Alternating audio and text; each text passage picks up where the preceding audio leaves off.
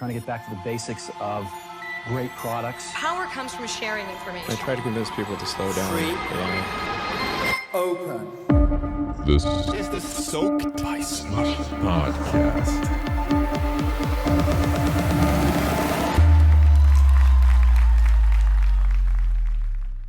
Hello everyone, welcome back to the Soaked by Slush podcast. My name is William von der Palen, and today I have the honor to introduce our second team member, our newest co-host, Oona Poropudas. Hi Oona. Thanks William, it's awesome to be here. Super fun to have you here, and Oona's been a veteran here at Slush for many years already. You were recently president, and you now work for a VC, and it's very nice to have you here as a kind of a flank support with some more knowledge for this podcast series. Thanks. And today we have a very interesting guest who's done many interesting things during his career, and we're super happy to have you here, Phil Libin. Hello, thanks for having me. Super nice to have you here. We usually give the word straight to our guests, so if you want to start out just by giving a brief introduction of yourself, and then we can dive into what's going on with your background. Well, I'm Phil. I miss going to Slush in person. It was a fun thing to do. Hopefully sometime soon. I'm an engineer by background, programmer. I started a few companies, sold a few companies, semi-retired, became a VC for a few years, and then decided that I just wasn't particularly good at just being an investor. I wanted to build something again, so co-founded All Turtles, which is a product studio. We try to make good products with as little nonsense as possible, and then mmhmm, which is our newest product to come out of All Turtles. That's about it, and that's me in 30 seconds.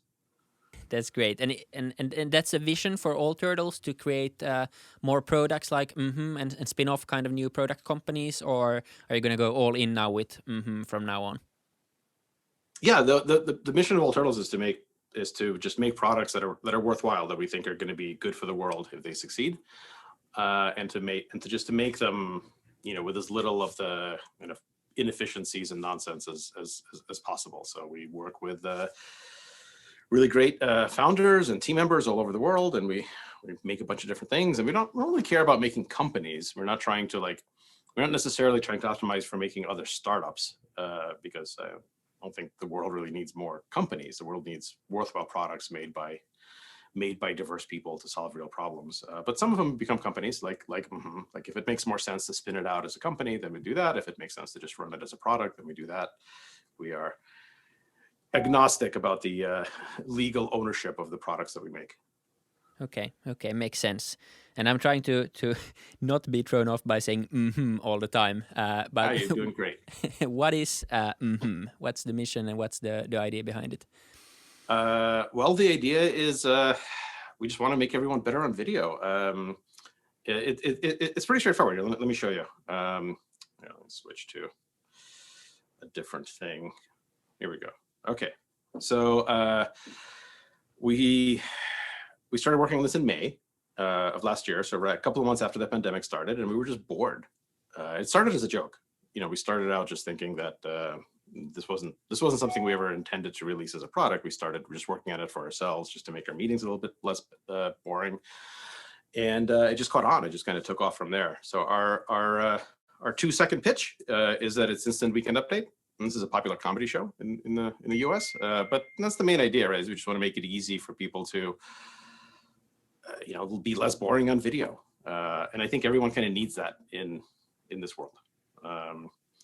And the way it works is straightforward. You just it works with however you show up on video. So right now we're on Zoom, but it'll work with Zoom, WebEx, Cisco, where you could just make presentations or stream things to YouTube with it, and it's meant to help you not feel like an anonymous head in a box, which I think we do on video. So in 3 steps, what you do is you pick the environment. So you can be in your actual background, your real room, where we have a few hundred other rooms. You can just, you can choose whichever one you want. We have stuff for classrooms, and we made this for Pi Day a few weeks ago. You can do like more serious, news anchor style stuff. I like this one, I think, a lot. And then you have a screen, and you can just show whatever, pictures, put anything you want on there, slides, blah, blah, blah. That's the main idea. And then you could do this with friends. You could do it with, you could do multiple people. You can record things. It's a way to suck less on video. Seems like fun and kind of joyfulness is a big part of mmhmm. Is that part of why you really wanted to take it further or develop it, or has that got you hooked, the joyfulness of the product? Yeah, I think that's a really important. I think that's a really important thing. Like we have a whole philosophy about this. Everything that we make has to be, it has to be a combination of fun and useful together. We call it fuseful. And the idea is like the useful stuff you need because that's what you need to change the world. And the fun is what you need because that's how you develop the mastery of it. Like if it's fun, then you don't feel like you have to learn to use it. It's just that's how it spreads. That's how people become really good at it. So we definitely focus on fuseful as the criteria. We stole this idea from Biz Stone, who was one of our investors. He said that this was in the early days of Twitter. They would say fuseful was their mantra. Like everything has to be fun and useful. And so when I heard that, I'm like, I'm stealing that idea. So that's what we're doing here. Yeah, for those of you listening to the audio version of this podcast, you should head over to YouTube so you can see what's going on with the presentations and the backgrounds. Just otherwise, this might be a bit confusing when we comment on your background. Just a quick side note. You had this statement also that you said that you want or we should be aspiring to make things better online than they are in real life. So is that part also of this fun and useful, fuseful thing, or is there like more to that? Yeah, we call that IRL plus. It stands for better than in real life. Like we want to be the plus. So the idea is, I think a lot of people like early on, they think that stuff on video is like a poor substitute for stuff in real life. And, like, oh, teaching on video isn't as good as teaching in real life, but maybe if I do something, I can make it almost as good. And we think the almost as good goal is like a very, very difficult to achieve and kind of stupid to even try. So instead of almost as good, we say, okay, what can you do that's like much better than what you can do in real life? Like, what's the plus? What are the superpowers that you can gain that you just couldn't, you couldn't do before? So yeah, I think the goal is to make things that can happen on video that are ridiculously better than what you could do if you didn't have this technology. And then now that the world is changing again, and hopefully over the next few months, we're coming out of the pandemic, and we don't all have to be on video. We will retain the use cases on video that are just better than the use cases without it, and there's a lot of those. In mmhmm, what do you think are the main features that are better in virtual than in real life? Well, there's a bunch of stuff, right? And it isn't so much about like in mmhmm, it's about for what use cases. So for example, if I'm a very common use case is first is education. So people, teachers and students using it. So for teaching, all teaching used to be done. Well, actually, can I think about it like this? Like, I think the big change that's happening in the world right now is that everything is hybrid. And I mean that in a specific way. If you kind of imagine all of the kind of important life experiences or work experiences that you go through and you lay them out on this axis. So for people listening, it's a line that goes from in-person to online. And you kind of cross it. You do a 2x2 matrix of in-person to online to live and recorded. So you have these like 4 quadrants. In the before times, a year and a half ago, almost everything fit neatly into just one category, right? So like concerts were in-person and live, and like university classes were in-person and live, and doctor's visits were in-person and live, and YouTube videos were online and recorded, and so on. And very rarely did something exist in more than one quadrant. But the whole point of hybrid is like now we can reimagine, we can rebuild almost everything to not just be in one quadrant, but to exist in all 4 in whatever ways make it better. So for example, university class used to just be, live and in person, but now we can split it up. So we can say, let's say you're in medical school, Well, like the lecture part, the part where you're like receiving information from the professor, that's definitely better online and recorded. There's no reason for like everyone to be, to wake up at the same time. There's no reason for everyone to congregate into a small room and to sit there and to have to listen at the same speed as everyone else is listening. Like that doesn't make any sense, right? Just for like the ingestion of knowledge, like that you ought to just take the class online. It ought to be pre-recorded using something like mmhmm, where you can vary the speed and you can jump around and you don't have to like worry about missing something. You do it at your own time. That's much better. But then for the interactive, for the questions, for the Q&A, probably the best way to do that is to still do it online, because again, there's no reason to gather everyone in the same room, but to do it live. So you can ask questions and you can refer back to your notes and you can kind of go back and forth. But then when you need to do the lab, if you're actually like need to see patients, then you got to do that live and in person.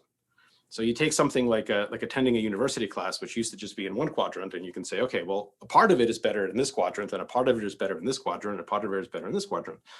And I think if you apply that kind of analysis, almost everything in life is better as a hybrid thing than as only in one quadrant, with some exceptions. Like, I don't know, maybe like eating at a good restaurant is really not that much that you can do, online and pre-recorded. But for almost everything else, for healthcare, for learning, for entertainment, for concerts, for culture, like almost everything, there is something better if it includes video. Yeah, I want to queue online to the concerts and then hear them live. No, but I agree with that. It's like it makes sense, and I think what this situation has done is also obviously kind of unlocked the black and white thinking we have with a lot of stuff, like it's either or, and this seems just very logical now when we've had to do this, and it's probably speeds up a lot of this development that would have taken maybe a bit longer without the necessity of this virus. You talked about. I think that's right. I think it really, the pandemic like accelerated the future. It basically gave us, it gave us the next 10 years in two. Yeah, no, it definitely feels that way in many regards. You talked about interactivity. Since you're an engineer, that seems like intuitively much harder to do than a listen or some listening just passively to someone. But building interaction into a digital product seems much harder to do. So, what are some steps you maybe need to think about when doing that? Well, I mean, I think the guiding principle is fuseful for us, right? It's like everything that we think about, should we build this feature? We're like, well, is it fun? And if the answer is no, then we're not going to build it. And is it useful? And if the answer is no, then we're not going to build it. So we don't do anything that's like purely whimsical, and we don't do anything that's like purely utilitarian that doesn't actually, accomplish that isn't also like a pleasure to use. And that's the filter. So for example, we in the spirit of IRL Plus, like a small examples, we have this thing called big hands. So if I if I make an emoji with my hands, like I make a heart, like I get like a big beating heart, right? Or if I do like a thumbs up, I get like a big Hulk green foam thumb, right? Or thank you or something. And like this is a reaction, right? So the point here is if I'm just like a little box in a Zoom call, and someone else is talking, and I just want to appreciate that, like I really like it, like I make a heart and I get this big smiling heart like this. And the next time that I'm in an in-person meeting, right? I don't know when that's going to be, but the next time that I'm like having some kind of business discussion, in person, and someone is saying something that I really like, and I like, and I hold up my hands in a heart and I don't get a giant heart, I'm going to be like, well, what the hell? Like something is broken. Like something is broken with this reality, because like obviously when I go like this, I want to see a giant beating heart, because why else did I do that? If I do a thumbs up, I don't want to see a bony human thumb. I want to see a big green Hulk thumb, right?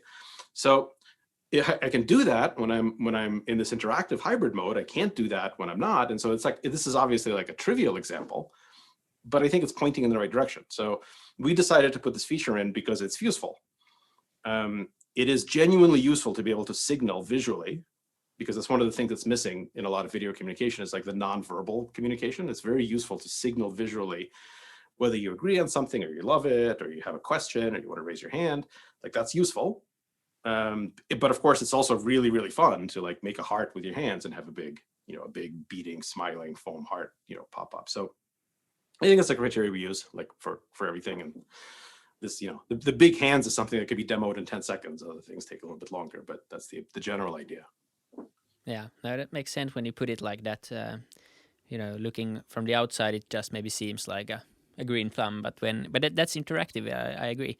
One other thing that comes to mind when talking about building products that are hybrid and try to make things better online is quality, and everyone has experience with using maybe subpar quality products online with really bad ones, and then this year has maybe developed many of the products. But how do you view quality, and what things make up a good quality in online products? Yeah, that's, I think there's a bunch of different dimensions in quality. There, especially for video, there's like the basic, what we used to think of as quality, which is, how good does it look? How good does it sound? How choppy is it? That kind of stuff. And there's been a lot of progress made, not by us, just by, Zoom and Microsoft and Cisco and everyone else kind of around this. Like the plumbing for passing video around is much better than it used to be. Then there's quality like reliability. How often does it fail? Again, that's something that's very important. That there's been a huge progress just in the past year on just making it like reliable. Then there's quality in terms of how, like, whose job is it to understand it? This is probably the biggest thing that Zoom did. Is before Zoom, like before the pandemic and before Zoom, if we had video conferencing, right? We were all using Google Meet or WebEx or whatever in the office, and if it didn't work, like if I walk into a conference room and it doesn't work, it's my IT guy's problem, right? It's not my problem to understand it or fix it. It's like it's the IT person's problem. But with Zoom and with the pandemic, like everyone is expected, like my mom is expected to be able to like get Zoom working. And so it had to become much higher quality, meaning just much more accessible and understandable. And that, as you know, is like very often that's harder to do than like the getting the networking to be fast enough. So that's made like huge progress. Then there's like all sorts of things about, well, how do you learn how to use it? How fun is it? How good does it look? And so these are all just like multiple, it's like an onion skin. You just peel these away. There's multiple levels of what quality means. I think that for what we're doing, it's very important for us to be clear about what we're trying to optimize for, which is we are a performance product. We help you be a better performer, like a micro performer. We help you be more effective and engaging on video by performing better. So if we help you like have a little bit more fun, be more relaxed, be more effective, then that's quality for us. We're not trying to make it realistic, as you saw with the giant hearts and stuff like that. Like we're not trying to fool anyone. We're just trying to make you more effective as a performer, make you a little bit less boring. And I think we can achieve that to a very high level of quality, even if obviously you can tell that it's not real, because we're not trying to be real. We kind of, deep fakes, like I think we're pioneering a new field that we're calling shallow fakes. Like we want it to be obvious that this stuff is quote unquote fake. That's not the point. The point isn't to deceive you. The point is to make it fun, make it effective. Yeah, shallow fakes. Yeah, that should be a thing. Okay, Phil, you've also you mentioned briefly in your 30-second pitch that you've obviously done a few things already in your career. You've been involved heavily with building Evernote and some other things also before. But maybe comparing to Evernote, what are some differences and maybe some similarities as well? Has it been completely different building something now during the pandemic, or has it been quite similar, the stories? I mean, they're both they're similar and different. I actually think some of the similarities are really interesting because I haven't had them other than with Evernote and mmhmm. So one thing about Evernote is when we were building Evernote, Evernote was already my third company. So this mmhmm's my fifth. I obviously can't like learn the lesson. And a lot of this, it's been a lot of the same people that were with me from my first companies and Evernote and mmhmm. So our first couple of companies, we were doing the very traditional way where we were making the product for customers, right? We would always ask, like, what do the customers want? Our first company was one of the first .com, e-commerce companies. So our customers were stores. So we have to say, like, what do stores want? Second company was a security company making like digital security for banks and for governments. And so we have to be like, what do banks want? What do governments want? And so by the time we started at Evernote, we were sick of asking what customers wanted. We didn't care. We were like, we already spent, however long it was, 10 years thinking about what customers want. Now we just want to make something for us. So what do we want? And at Evernote, we were making the product for ourselves. And that's like cheating. Like, it goes so much faster. It's literally like a cheat code. Like if you're playing a video game and you know the cheat code, like that's what making products for yourself feels like. Because it takes 10,000, let's say, iterations to make a really good product. And so in our previous company, we were making stuff for the government. Each iteration would take like a year and a half because you had to like deploy something and then go through a feedback process. So like a year and a half later, you would like ship the next version. So if each iteration takes a year and a half and you got 10,000 iterations, it's like 15,000 years before your product's going to be really great. And I don't want to wait 15,000 years. But, at Evernote, we were making it for ourselves. And so we could iterate every 20 minutes. Like every time you make a small change, you're like, well, is this better or worse? And, 10,000 iterations in 20 minutes. I don't know. I should do that math at some point. And it's for like a couple of years probably, right? So you can actually make like you can get through your 10,000 iterations like in a couple of years. Somebody should check my math on that because I haven't. I just realized, as I was saying, I should have done this math ahead of time. So it just goes so much faster. But there's also a lot of problems with making things for yourself. And so after Evernote, at All Turtles and all the stuff I've been investing in and involved in, we specifically went back to, well, how do we solve problems for other people? Because there's a lot of people in the world who are like more deserving of having their problems solved than us.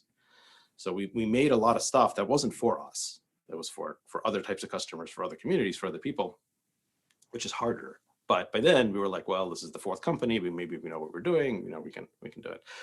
But with mmhmm, for the first time for me since Evernote, we were making it for ourselves again because we never intended for this to be a real product. It started as a joke. We were just making it literally only for us because we were just goofing around. So I remember now how much like cheating it feels like to make something just for us because it can go so much faster. And so yeah, it went ridiculously fast.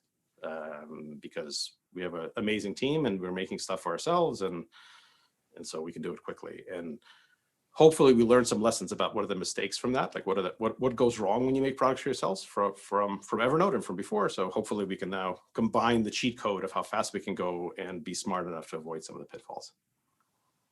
That's really interesting. Like you said, this is already your fifth company. So how does this compare to your first, second, or even third company? You must have more resources, more networks, more experience, more understanding. So how is the process different compared to the previous ones? Well, I mean, it's different in a lot of ways, but one thing that I think maybe we don't talk about enough in the entrepreneurial community is, a big difference is I'm a lot older. I'm 49. I started my first company, I don't know how old I was. It was probably like 22, 23 or something. And, it's interesting. Like let's say you're a skier. Let's say you're like a really good skier. I'm definitely not. I don't do any sports, but let's say you're a great skier and, you're skiing downhill and you're doing jumps and you're just like a really good skier, almost Olympic level in your 20s. You're like 22 and you're a great skier. And, that when you're skiing, it's like really hard and you're kind of like damaging your knees, but you understand that, right? You like try to take care of your knees, but if you're a great skier when you're 22, by the time you're 50, you've had an extra 28 years of experience at skiing. So are you a better skier at 50 than you are at like 22? Like, no, of course, like you're better in some ways, like you're probably still skiing, you have more experience, you understand stuff more. But your knees aren't what they used to be at 22 and people understand this intuitively. They don't expect it to be easier at 50 skiing than at 22 because people think that knees are hardware. And so they kind of get it. But for some reason, people think that your brain is not hardware, that it's software. And it isn't. Your brain is also hardware. And and being an entrepreneur and running companies is like a brutally difficult thing. And it creates a lot of stress. It creates a lot of damage. You have to take care of yourself, but you can't do the same things at 50 as you could do at 22 as an entrepreneur and as a CEO. But I think as a culture, we don't really talk about that. And we don't understand it. We just assume that it's like, well, yeah, it's, you've already done 5 companies and you have more money and it's 30 years later, so it must be easier. And like it isn't, it's harder. And yeah, I know, I understand, you know, you can't see the air quotes if you're listening. Maybe I have more experience, I understand more things, but you know, just like with skiing, yeah, maybe I understand more things as a skier, but I'm still 30 years older. So that's a big part of it. So I think I think this is harder. I think company number 5 is significantly harder than company number 1 or 2, just because I'm a lot older. But I also have to be smarter about it. So, you know, we find ways to mitigate. That's a really good point. A question, do you think you're better at, like you said, you have to take care of yourself as an entrepreneur and it's hard. Do you think you've gotten better at taking care of yourself along those companies? I have, yeah, but that took a long time. And that was only recent. Like I would say only in the past like 5 years that I really started thinking about that and understanding it. And I think partially because, again, this is a cultural thing. Like no one tells you about this. If you're a championship skier, like people tell you, like, hey, you got to take care of yourself and it's going to get harder. And like, the people understand this. And like, for whatever reason, people just don't understand that it's actually mentally and emotionally, it's the same dynamic. And so, yeah, like I have gotten a lot better at it. That's why I'm still doing this. And it's why I still can do it. But I kind of wish I would have started in my 20s instead of in my 40s. Yeah, many entrepreneurs say that, but I think it's probably difficult when you're strapped for time and you're young, so you don't feel your knees yet.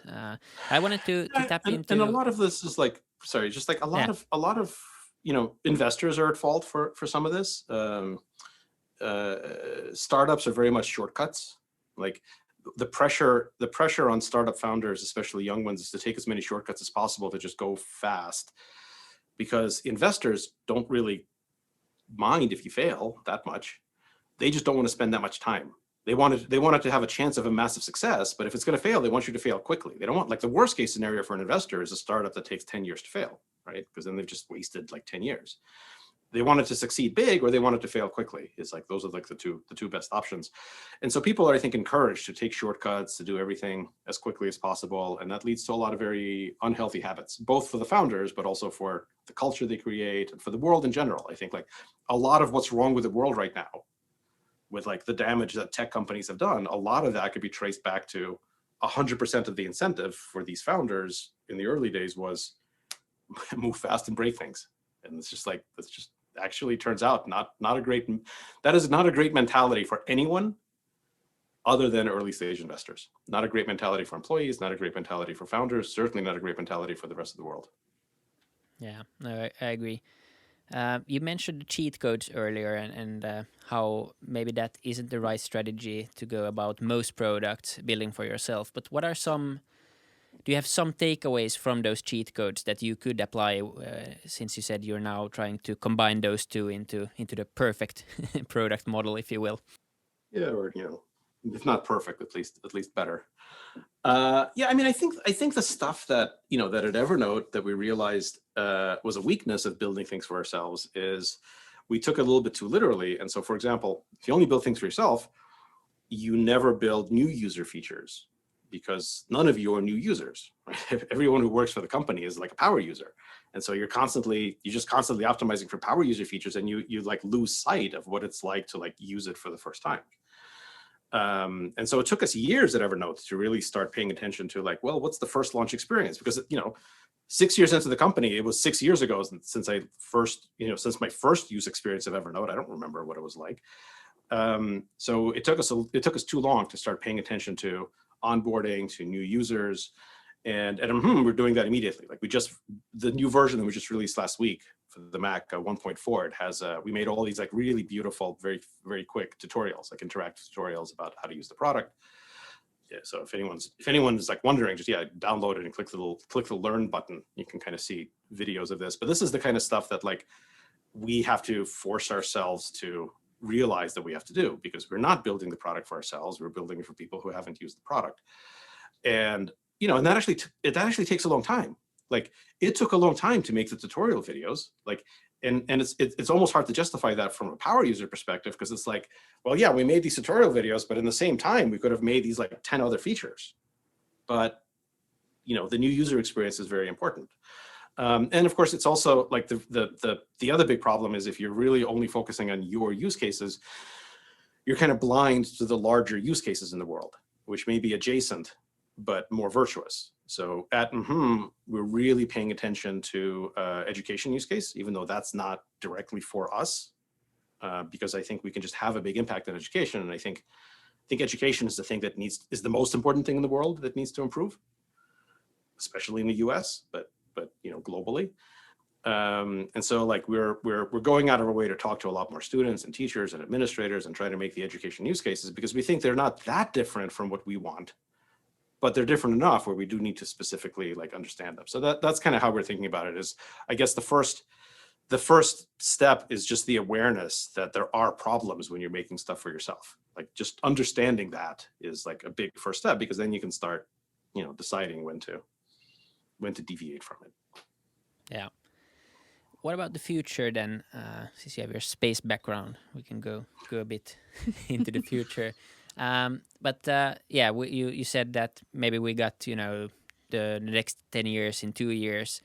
How do you see this hybrid future? You already mentioned that probably more stuff should be hybrid, and almost nothing is better as completely in real life, or maybe completely digital for that matter. How do you see this evolving in the future, and what does that mean for also startup founders now building their products? Should they lean into this hybrid model much more heavier, or what should they do? Yeah, I think there's a gigantic change which is happening right now, which is we're right at the beginning of, which I'm just trying to figure out what it all means. And the change is for the first time ever, for the first time in the history of the universe, many people, already a few 100 million people worldwide, there's now a disconnect between where they live and where they work. And that's just been never true at scale before. All of our countries, all of our cities, all of our infrastructure is based around this concept of like, you live somewhere close to where your job is. And so that's how cities like happen, like literally going back, thousands of years. And that's how all of our like thinking about education and retirement and savings, like it's all happened around this idea that there's this tether, like here's the job, and then there's like a really, really short rope, and you live somewhere around that. And all of a sudden, like that is not true anymore for a significant portion of the population. Like it used to be that that's not true for like a very small percentage of the population, but now, somewhere between 20 and 40% of all of us, that's true for. Like I'm never going back to an office. Our companies are never going to go back to an office. And so right now in the US, there's probably 40 to 50 million people that can live wherever they want without worrying about work, and work where they work. Worldwide, it's a few hundred million. It's soon going to be 1 billion people. And that changes literally everything. Like the bones of our society will change because of this over the next few years. And it'll happen pretty quickly because the triggering change was so dramatic. This would have happened anyway, but before the pandemic, it would have taken, 20 years to kind of get to the point where for this larger percentage of the population, distributed work was fine. And all of a sudden, we just cut, 15 years out of that equation. So the triggering event happened so suddenly that like everything else that follows is going to be vastly accelerated. And there's going to be a lot of massive opportunities and a lot of problems created. And I think like our role as technologists and as entrepreneurs is to like lean into the superpowers. Like what is the most that we can do with the new opportunities, and and as much as possible mitigate the problems. Like we have to do both. So we've been kind of actively thinking through, okay, what's going to break, and how do we try to help with that, and where are the opportunities to make it better. And I think there's like infinite space in that for kind of everyone else. So if this wasn't my 5th company, if this was my 1st, I would definitely be thinking about, okay, let me just play this out. So now many people can live the life they want to live. We have a slogan at All Turtles and at mmhmm, and we decided we're not going back to the office. Our slogan is work where you have the best job, live where you have the best life. Like, it's simple as that. So you take that slogan work where you have the best job, live where you have the best life, and you say, what does it mean? What does it mean for the world? And then there's, of the thousands of opportunities and problems, you pick the one that you want to help with. Following on that, I have two questions. First, what do you think that means for the cities? You started with that's how cities were kind of built. People came there for work. Do you think that people are gonna now choose their living standards differently? And secondly, what does that mean for companies, for especially recruiting and compensation? Yeah. I mean, those are really big questions, and I don't think anyone knows exactly what it means, other than those things will change significantly, and so the change is what's inevitable, and the volume of change is what's inevitable. What isn't inevitable is how much of the change is terrible and how much of the change is great. Like, that's up to us. So like we're not going to hold it back. We just have to make it as good as possible and mitigate all the terrible parts. But there's going to be some terrible parts and there's going to be some great parts. And so like we have agency in that, right? That's like, this is what this like rigorous optimism means. Like my philosophy in life is rigorous optimism, which means I think that the world will improve and it's my job to make it so. Like, it won't improve unless I do the work to improve it. Like that's the philosophy that we try to like cultivate, and the people we work with is rigorous optimism.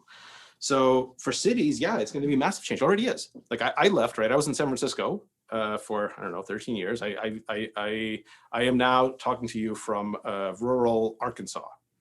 I don't know if I'm going to be here, forever or not, whatever. Basically, I just wanted, I kind of said, yeah, we don't have an office anymore, so I can be anywhere. I wanted a less stressful place than San Francisco to just wait getting vaccinated and then kind of figure it out. And I don't think I'm going to live in a city anymore because I never really wanted to live in a city. I just hate commuting. And so I lived in the city just because that was the closest place where you can get a bunch of people, where I didn't have to commute for 2 hours. I only had to commute for, 40 minutes. But now that I don't have to commute, and nobody who works in any of my companies has to commute. This is amazing, right? Like 100% of our employees spend 0 minutes commuting. I don't know how we would ever give that up. So I moved out. A bunch of people, I think many of my friends, maybe more than half of them are leaving big cities and going somewhere else. But that's just like the current wave. What happens after that? In some ways, that'll really improve big cities, because part of the problem was they were really congested and too expensive. So having a little bit fewer people maybe drops the price a little bit. Those could be really good things. On the other hand, a lot of the tax base leaves, and so there's maybe less money. So maybe some of the problems becomes worse. But then we have to rethink what taxes even mean anymore. Like, at what states or cities or countries do you get taxed for this? So yeah, it's all changing. But our philosophy is work where you have the best job, live where you have the best life. And 100% of our job listings are global. So we hire people for all of our positions everywhere in the world. We have people all over the US and Canada and in Europe, all over Asia, in Australia. You asked what that means for compensation and salaries, I think. And that's also interesting. So we're moving to a model. We're actually doing the math right now. We're moving to a model where, in an ideal world, in a few years, where you live should make zero impact on what you earn. Your compensation, your salary should be 100% based on your contribution to the company, right? Why do I care where you are? Your compensation should be based on what you do, 100%. So we're moving towards that. Initially, I think we're going to have kind of a country level compensation. So in the US, we pay everyone, we'll move to this model the next few months once we kind of do the performance reviews and everything. But we'll move to a model where the salaries are purely based on role. They're not based on location. So if you live, if you're a level 3 engineer in San Francisco, you make the same amount of money as a level 3 engineer in Arkansas. That's going to be hard to do, but we're going to get there pretty soon. And then hopefully eventually we'll just be able to do that, more globally. But the ultimate vision is, your contribution should determine how much you make, not your location. You can live wherever you want. Yeah, I totally get why we built cities and all the structures around that. Nothing of the, no growth would have been probably possible without it. But when you put it like that, it seems like stuff needs to be changing and is going to change quite drastically in the next decades at least. So Well, and many of really the structures, and many of the structures seem ridiculous. Like commuting, for instance, it seems like a very, very bad idea in every way. 2 hours, like I think the global average is something like 2 hours a day, like an hour each way. Yeah, Like imagine, yeah, to go to imagine work, if not like, to do something fun, to go yeah, to go to and work. well, like let's just say my company had always been the case where nobody commuted. I don't know, somehow magically, like we made a company and we're already at, a few hundred people and no one ever commuted. And then like tomorrow I go into the office, let's say, and I like gather everyone together and I'm like, hey, everyone gather around for an all hands. I've got a new idea. I'm going to ask all of you to waste 2 hours every day sitting in traffic. And like, yeah, it's like really unhealthy and really stressful. And yeah, it's not productive because you can't work. And yeah, it's not really fun. And yeah, you're not spending time with your family. And yes, it's bad for the environment. But, 2 hours, 100% of the people every day, let's just do it. Let's do that. Right? Like, that's crazy. People would be like, the CEO is insane. I would get fired immediately. But that's kind of what we used to ask people to do. And all these companies that are like rushing to get back to the office, like, really? Now, a lot of companies will have no choice. They'll have to, they have to go back because of the kind of work they do. But if you're hiring programmers and designers and you're going to ask them to commute, that is a crime. What the hell? Obviously, you shouldn't do that. Now, should they live in cities? Well, yeah, but that's a totally personal choice. Some people will want to because, like, look, I'm a little bit tired of, the food in Arkansas is I can get any type of chicken wings that I want. That's about it. Like, I can get a lot of different chicken wings delivered. I love chicken wings, but I've been a few months. Like, I'm kind of okay now. Like, maybe once I get vaccinated, going to have a nice restaurant that isn't chicken based. So, like some people would say, no, I want to live in the middle of the cultural center. I want the fancy restaurants. I want the museums. I want the concerts. Great. Those people can live in cities. Hopefully the cities become a lot cheaper. If other people say, I want the nature, I want great weather, I want beautiful scenery, I want outdoors activity, I want to go skiing. Great, they'll do that. What I care about is more like my immediate environment. So I'm probably not going to be in a city, but I'm probably going to be near a city. I'm probably going to wind up living somewhere within like a 40-minute drive to a major city, so that when I feel like having like really good food, I can go to some good restaurants, but I don't need to do that every day. I don't even eat every day.